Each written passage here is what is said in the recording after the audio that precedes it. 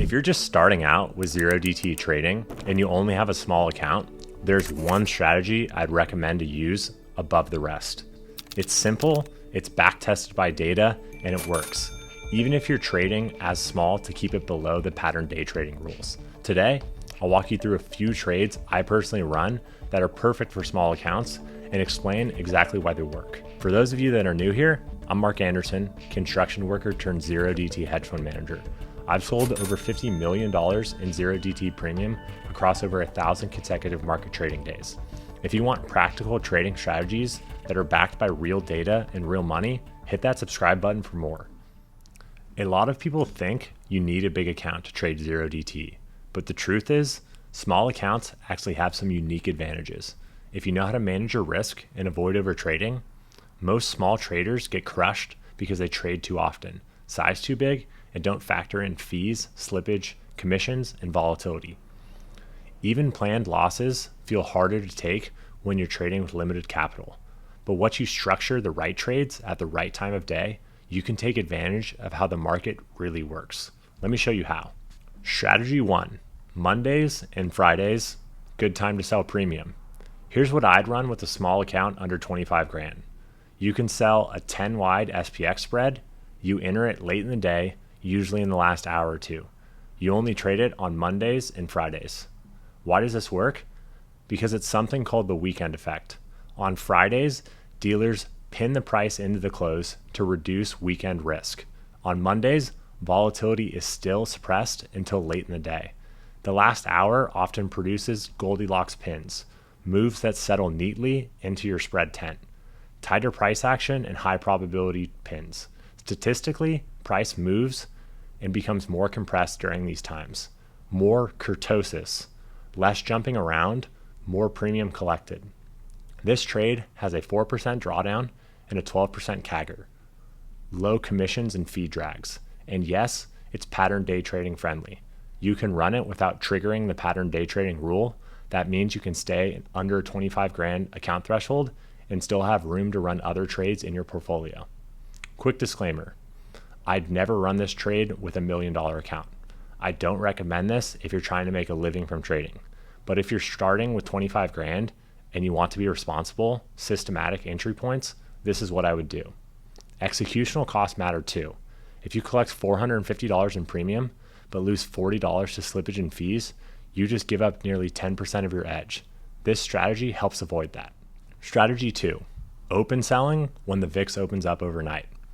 The next setup is what I call the overnight premium play. You look at the VIX.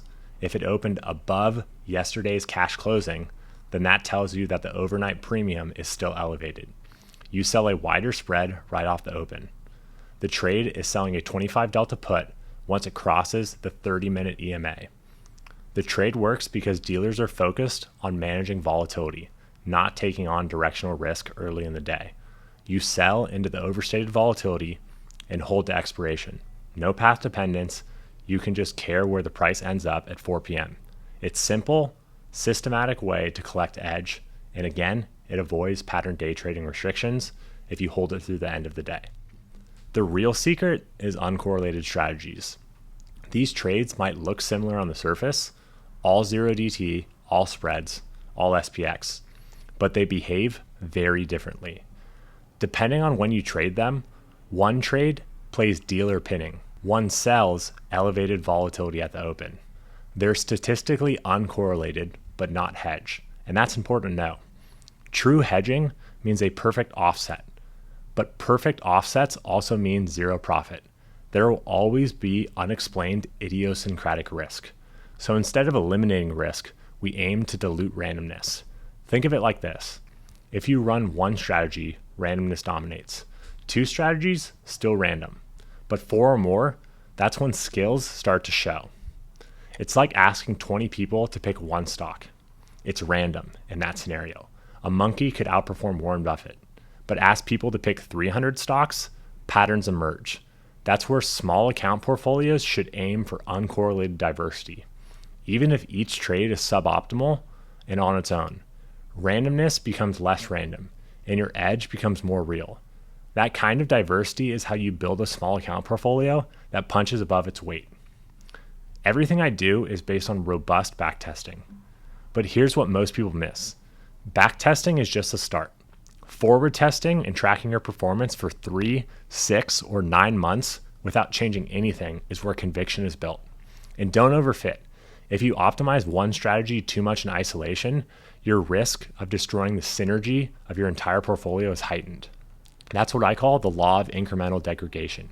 Each tiny tweak may look better on paper, but stack too many tweaks and your real-world results can suffer. Manually trading is like compounding those. It gets the job done, builds it, and drains time and energy, but automated trading based on sound backtesting is like working from home. Efficient, scalable, and cleaner execution.